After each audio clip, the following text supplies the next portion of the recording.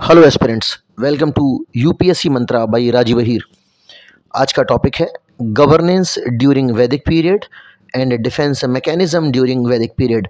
वैदिक काल में शासन और वैदिक काल में सुरक्षा व्यवस्था।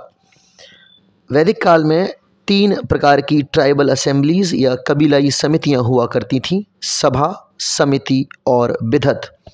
सभा बड़े बुजुर्गों और ब्राह्मणों की एक टीम हुआ करती थी। इसमें महिलाएं भी भागीदारी करती थीं।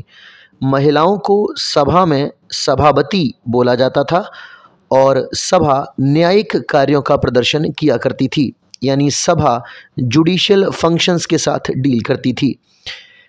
समिति कबीलाई या जनजातीय मुद्दों के लिए एक टीम थी।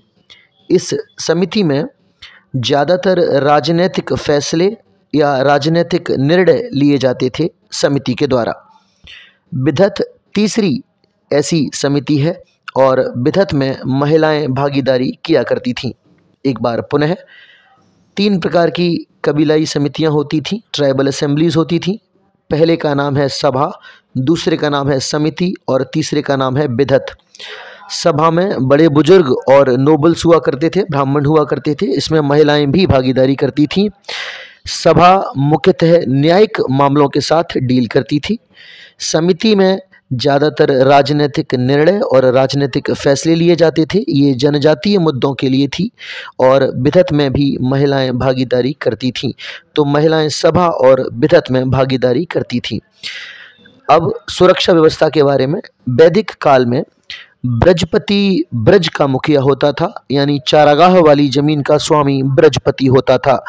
जन का मुखिया राजन होता था और गांव का मुखिया ग्रामीणी होता था। ग्रामीणी को हेड ऑफ द विलेज या गांव के मुखिया की उपाधि मिलती है और ये मिलिट्री लीडर भी हुआ करता था, यानी ये मिलिट्री सेवाएं भी देता था।